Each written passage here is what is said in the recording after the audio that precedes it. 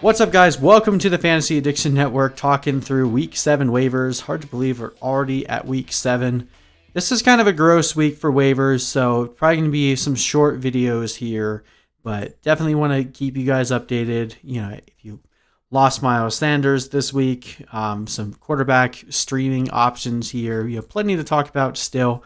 Keep it brief, but at least get you guys the lowdown of what's happening for Week 7. We'll begin with the quarterback streaming options. Now, first one here, honestly someone you can use for the remainder of the year, not just this week. Justin Herbert plays Jacksonville Jaguars this week. Last time we saw him played the Saints before his bye week, had 4 touchdowns in a game where he threw 20 completions on 34 attempts for 264 yards. Should have Keenan Allen back this week, and at some point should have Austin Eckler back. Justin Herbert has been honestly better in terms of statistical production than Joe Burrow has been this year, and he's looked everything that he's deserving of that first-round pick. So Justin Herbert, definitely someone to keep an eye out for. Rostered in about 50% of leagues right now, so he might not be out there for you, but if he is, probably someone you want to keep rostered for the rest of the season. Gardner Minshew had a decent game on Sunday, 25 of 44, 243 yards and a score, also 1 interception, but had 3 carries for 14 yards and a touchdown, adding that little extra rushing yardage and potential to score on the ground, giving you a little bit more of a fantasy boost there. Teddy Bridgewater did not have a good game this last week, but playing against New Orleans has actually been one of the poorer defenses at slowing down quarterbacks thus far. I'm willing to throw him out there if you are in a little bit more of a desperate spot. Andy Dalton, the last 3 here are a bit gross. The streaming options are nowhere near as lucrative as they were in Week 6. Just throwing some names out there if you guys are in a desperate spot. Andy Dalton had his typical Monday nightmare and played really poorly last night against the Arizona Cardinals. But this is the Washington football team we're talking about. We're expecting Andy Dalton to turn things around a little bit heading into his second week as the starter for the Dallas Cowboys.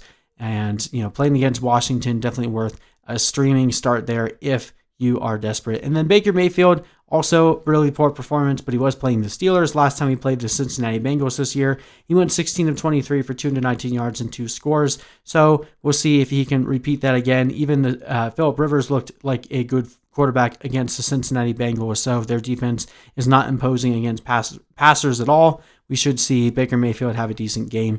If you are not in need of a starter this week, but are looking for a quarterback option or quarterback help later on, it was announced earlier today for some reason. I'm still not exactly sure why, a little bit perplexed by this, but Tua Tagovailoa has been announced that he will be the Miami Dolphins starter heading into Week 8. Now, again, bear in mind, Week 7, the Miami Dolphins are on bye, so this won't help you this week, but if you want to take a shot and see, my guess is Tua is doing some really good things in camp for them to make this switch over, considering Ryan Fitzpatrick has actually been leading the Dolphins to winning games.